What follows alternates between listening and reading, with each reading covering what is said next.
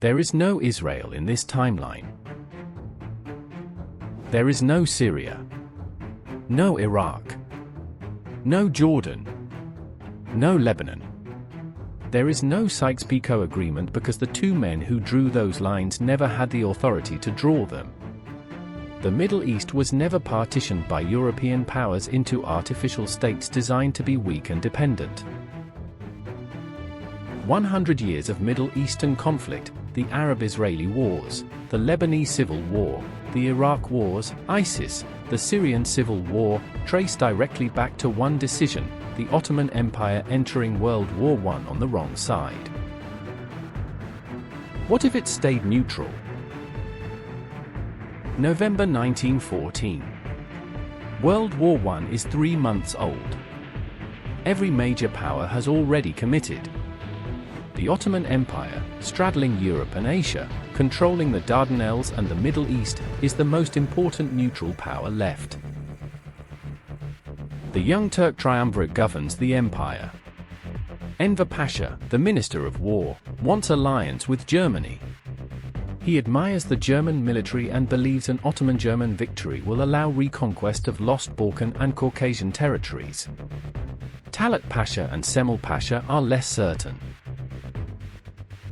In our timeline, Enver forces the issue. He allows 2 German warships, the Goeben and Breslau, which have been sheltering in Istanbul since August, to raid Russian ports in the Black Sea on October 29 while flying the Ottoman flag. Russia declares war. Britain and France follow. By November 5, the Ottoman Empire is at war with the world's 3 largest empires simultaneously. The result is catastrophe. Gallipoli. The Arab Revolt. The Armenian Genocide. Military collapse in Palestine and Mesopotamia. The Treaty of Sèvres. The partitioning of the empire by European powers who had been waiting decades for the opportunity. In this timeline, Sultan Mehmed V, elderly, cautious, terrified of being remembered as the sultan who destroyed the dynasty, refuses to sign the declaration of war. Not out of strategic brilliance. Out of fear. The Young Turks are furious. They consider a coup. But deposing a sultan requires religious authority they don't have, and the army's loyalty to the sultanate is stronger than its loyalty to any political party.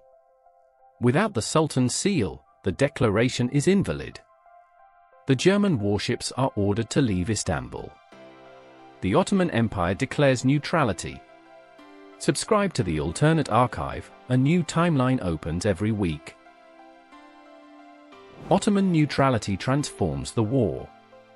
The first and most immediate consequence, the Dardanelles remain open. In our timeline, the Ottoman closure of the straits cut Russia off from its Western allies, contributing to the supply shortages that fueled revolution. In this timeline, Allied supplies flow to Russia through the Bosphorus. The Russian army is better equipped. The Eastern Front is less catastrophic. Does this prevent the Russian Revolution? Probably not entirely. The structural problems of Tsarist Russia, autocracy, land inequality, the war's human cost, exist regardless of supply routes. But better equipment means fewer catastrophic defeats. Fewer defeats means less political pressure on the Tsar.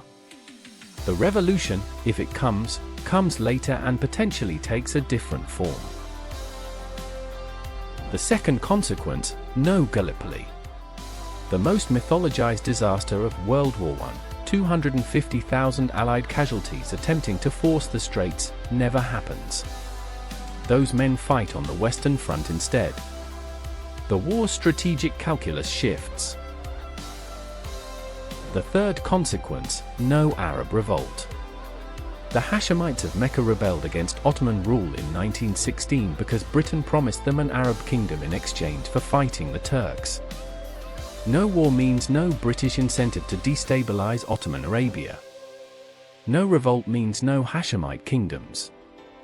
No Hashemite kingdoms means no artificial state of Iraq, no artificial state of Jordan, no British mandate of Palestine. The Middle East remains Ottoman. In our timeline, the Ottoman Empire's collapse produced Ataturk and the Turkish Republic, a revolutionary modernization program imposed by military force that secularized the state, abolished the caliphate, changed the alphabet, banned the fez, and transformed Turkey into a Western-facing nation-state in a single generation. In this timeline, modernization happens too. But gradually. Over decades. Without revolution. The Ottoman reform tradition was real and well-established long before World War I. The Tanzimat reforms of the 1840s-1870s had already introduced secular courts, modern education, and equal citizenship for religious minorities. The 1876 constitution had established a parliament. The Young Turk Revolution of 1908 had restored it. Without the catastrophe of World War I, this reform trajectory continues.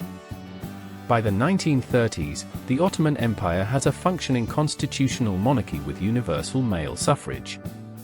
By the 1940s, women vote. The Caliphate is retained as a ceremonial office, like the British monarchy, providing religious legitimacy without governing power. The critical difference from Ataturk's revolution, the minority communities survive.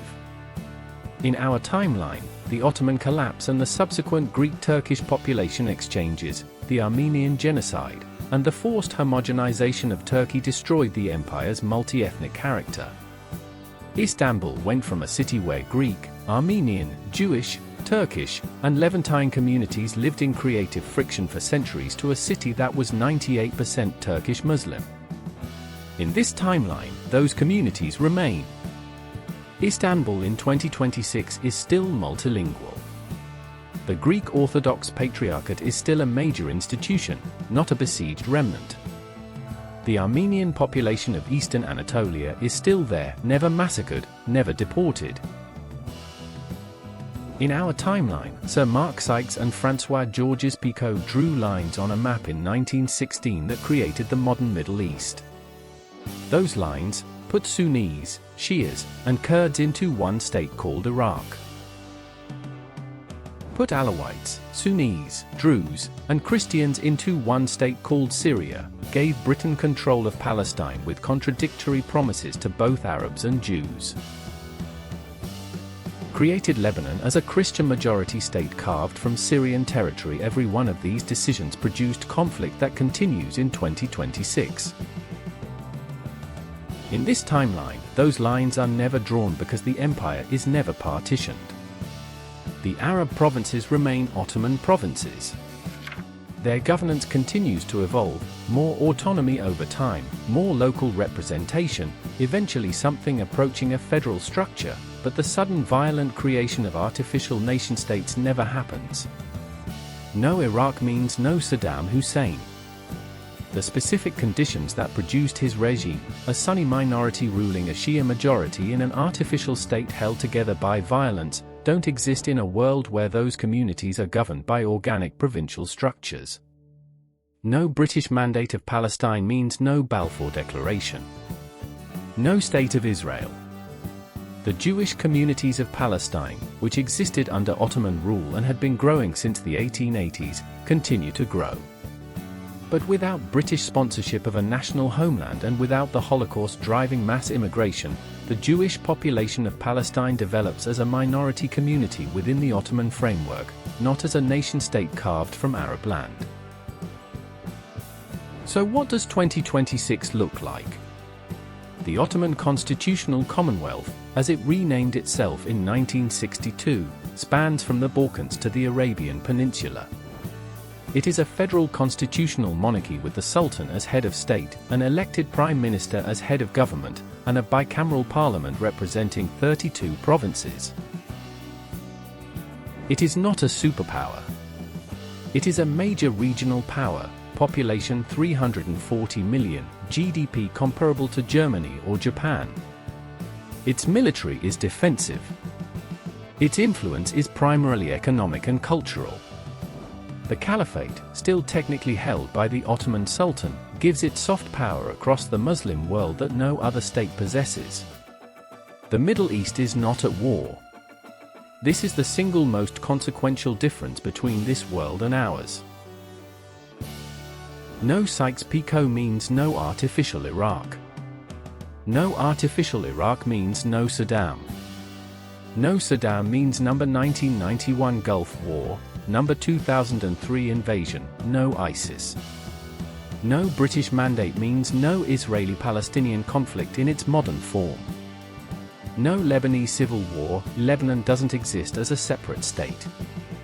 No Syrian civil war, Syria doesn't exist as a separate state.